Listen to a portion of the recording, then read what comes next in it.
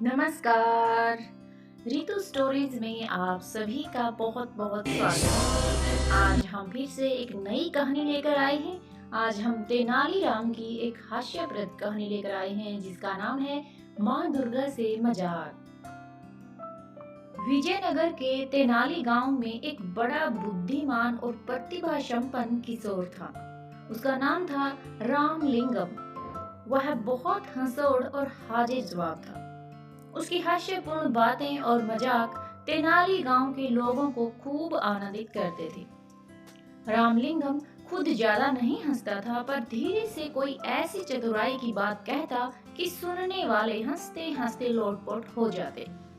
उसकी बातों में छिपा हुआ व्यंग्य और बड़ी सूझबूझ होती, इसलिए वह जिसका मजाक उड़ाता वह शख्स भी द्वेष भूलकर औरों के साथ खिलखिलाकर हंसने लगता। यहाँ तक कि अक्सर राह चलते लोग भी रामलिंगम की कोई चतुराई की बात सुनकर हंसते हंसते लोटपोट हो जाते।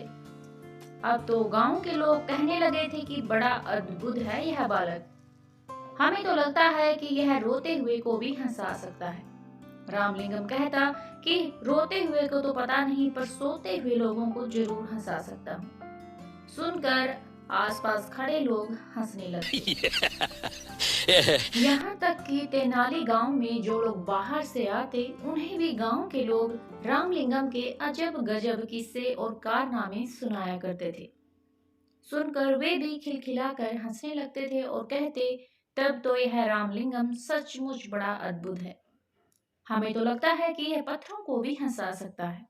गांव के एक बुजुर्ग ने कहा, भाई हमें तो लगता है यह घूमने के लिए पास के जंगल में जाता है तो वहाँ के पेड़ पौधे और फूल पत्ते भी इसे देखकर जरूर हंस पड़ते होंगे। एक बार की बात है, रामलिंगम जंगल में घूमता हुआ माँ दुर्गा के एक प्राचीन मंदिर में गया। उस मंदिर में मान्यता थी कि दूर दूर से लोग वहाँ माँ दुर्गा के दर्शन के लिए आते थे। रामलिंगम भीतर गया तो माँ दुर्गा की अद्भुत मूर्ति देखकर मुग्ध रह गया।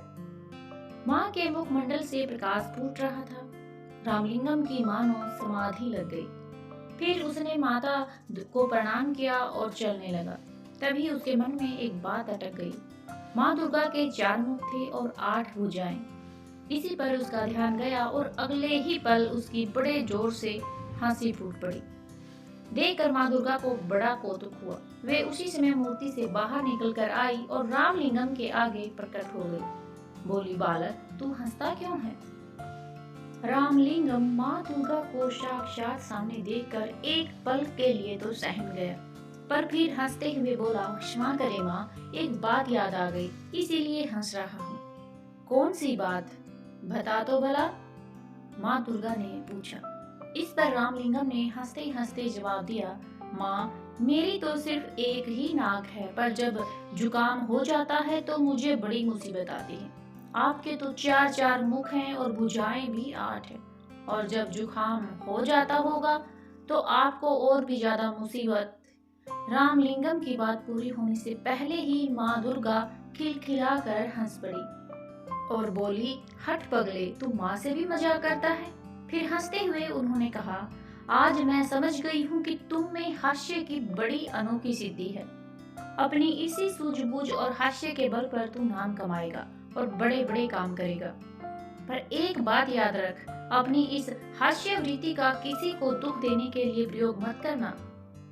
सबको हंसाना और दूसरों की भलाई के लिए काम करना। जा, तू राजा कृष्णदेव राय के दरबार में जा, वहीं तेरी प्रतिभा का पूरा सम्मान करेंगे। उस दिन रामलिंगम दुर्गा माँ के प्राचीन मंदिर से लौटा तो उसका मन बहुत हल्का था।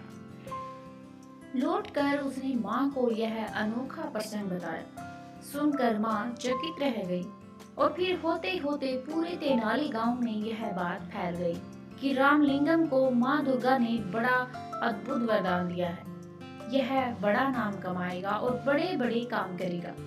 उसके साथ ही साथ तेनाली गांव का नाम भी ऊंचा होगा।